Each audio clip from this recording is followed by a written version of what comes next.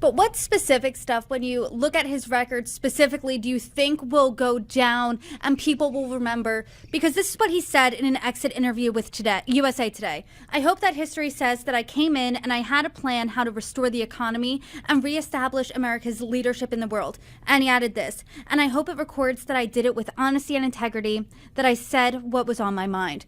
Do you think in 5 years, 10 years, 100 years, that's how we're going to remember Joe Biden?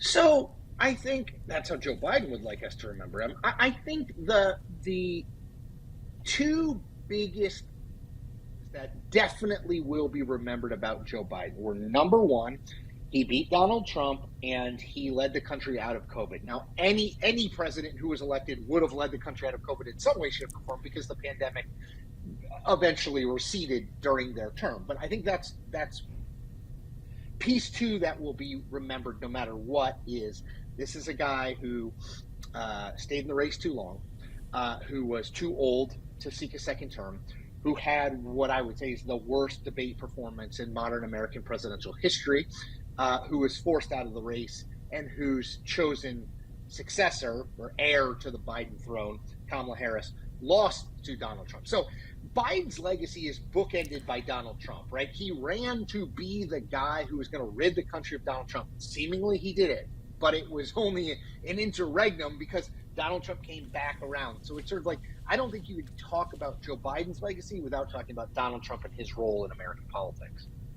I think that's a really interesting point, because when you start the conversation with, in 2020, Biden beat Trump, you really can't let go of the caveat, but then he had to drop out of the race because there was talk about his cognitive state, and then Trump ended up coming in again. Do you think that President Biden's legacy is dependent on what happens in Donald Trump's next term as well? Yeah, I think that's an astute question, and I think the answer to that is yes. I mean, history would tell us that all of these presidents are compared to one another over time, right? Lincoln's greatness was somewhat apparent in the moment, but even more apparent by the people who preceded and succeeded him, who did not have the success that he had in moving the country away from slavery. So yes is the answer as it relates to Joe Biden and Donald Trump. I think, like it or not, Joe Biden is in a permanent historical relationship with Donald Trump. If Donald Trump is seen to be, as he was by the end of his first term, by a majority of the public to have sort of failed the job, to not be up to the job, Joe Biden will look better. Some of the things Joe Biden warned about democracy and that Donald Trump was more focused on himself than the good of the country.